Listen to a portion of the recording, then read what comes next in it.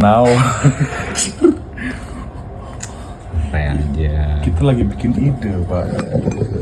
Gue mah nyari momen yang otentik ya. Momen otentik. Coba lihat fotonya.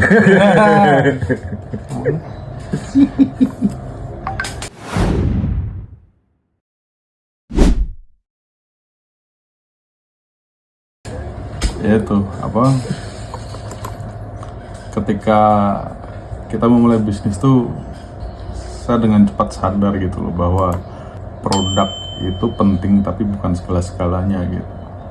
Kayak satu, orang selalu melihat celah pasar gitu, tapi saya melihat ada yang namanya celah bisnis. Celah bisnis itu apa? Kalau produk, contoh nih celah produk tuh, apa sih barang yang di market masih jarang gitu, apa sih yang kompetitornya paling sedikit, apa sih produk yang harus kita keluarin yang kemungkinan menangnya kita gede gitu. Banyak orang melakukan itu, tapi kami percaya bahwa produk penting tapi bukan yang utama. Yang paling utama adalah relationship dalam bisnis, dan itu kita namakan celah bisnis gitu.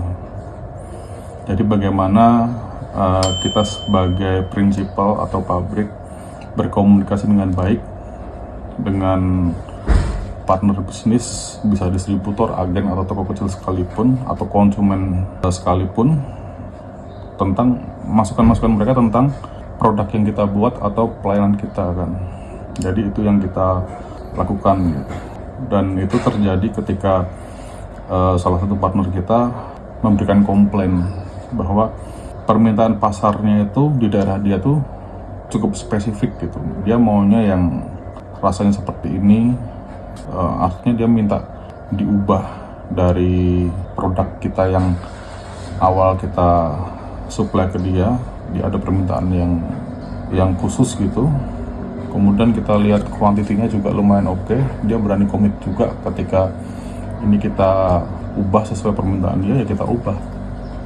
Dan kita nggak ada kesulitan karena pasar kita waktu itu belum terlalu luas kan. Jadi kita anggaplah itu sebagai bagian pembelajaran dan pengembangan produk, kan kita ubah. Nah, sekarang bagus penjualannya gitu. Dan akhirnya mereka suka itu gitu. Sampai kita dibilang nggak banyak prinsipal yang mau dengerin apa kata mereka. Itu kita lakukan.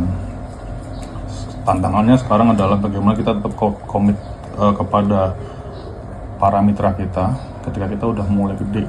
Dan yang saya takutkan adalah kita mulai money oriented kan. Buat saya itu nggak boleh gitu. Kenapa?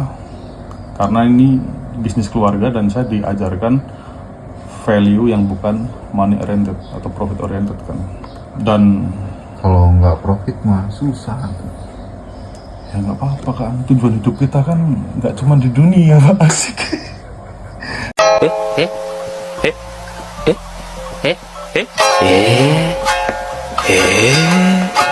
Enggak, ya, maaf ya untuk para investor ya, tapi satu hal yang saya percaya adalah ya itu akan mengikuti lah. Sisi bisnis ada, tapi kita harus tahu betul value kita lah.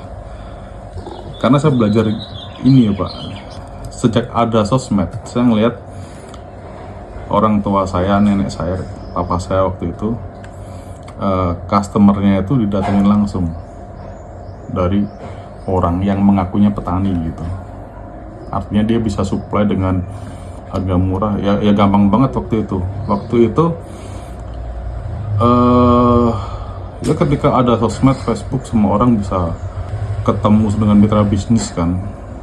Oh tapi ini Pak, bukan sosmed waktu itu, supply barang dari pertanian langsung ke mitra pakai truk kan. Kemudian jasa truknya itu menginfo mungkin ke daerah pertanian sana, kemudian didatengin langsung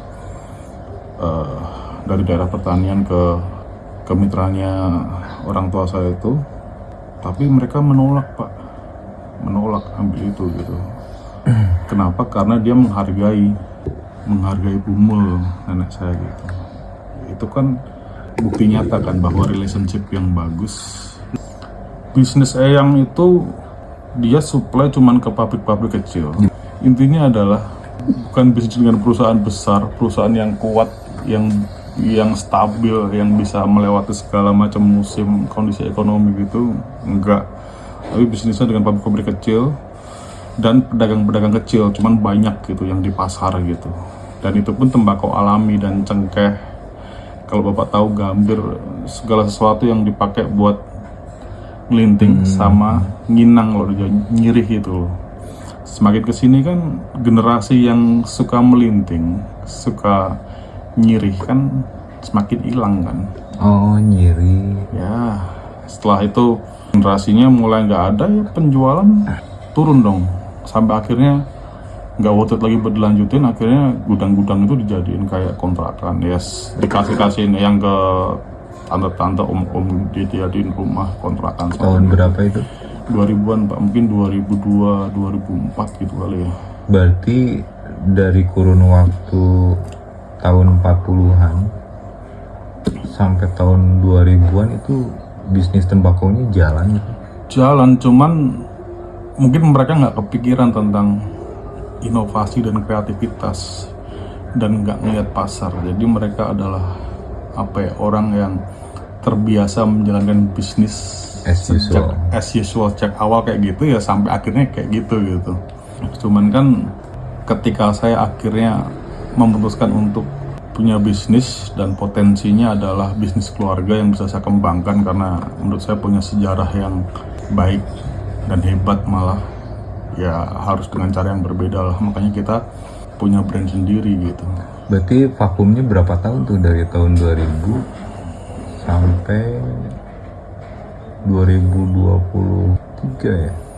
Ini menariknya Pak, vakum itu nggak bener-bener hilang sama sekali, tapi skalanya yang awalnya gede jadi kecil banget. Jadi contoh, dulu tuh kita punya gudang beberapa gitu dengan stok yang bertruk-truk, yang kayak kita masuk gitu dari bawah sampai atas isinya tembakau semua gitu. Sekarang di jalan kecil banget. Bahkan saya ngalamin waktu itu, saya mungkin udah kerja kali, masih di 2020 mungkin ya. Ayah saya bawa mobil pickup L300, terus masih ngangkutin tembakau. ngangkut tembakau. Itu tahun 2020 ya? Tapi itu cuman kayak satu keranjang, satu plastik gede, dua plastik gede. Yang satu plastiknya mungkin cuman 7 kilo atau 10 kilo kan, ke pasar gede namanya Pak Raharjo, yang kemarin saya posting di itu ya. dia ditolak Pak. Iya kan. Siapa yang nolak? Pak Raharjo. Pak Raharjo nolak barangnya. Iya. Kenapa? Mungkin pasarnya lagi nggak bagus juga, atau dia lagi banyak stok atau apa, saya nggak tahu sih ya. Pak Raharjo itu yang punya toko apa sih kemarin tuh? Ntar kalau naik, ntar Bapak tampilin deh yang di pasar gede itu loh. Di Solo kan? Iya, yang kemarin artisan bisa masuk dan bahkan langsung laku. Sekarang artisan ada di sana. Itu orang yang paling susah. Bahkan merek-merek besar seperti pun nggak ada di situ, Pak. Dia tuh orang yang tradisional banget.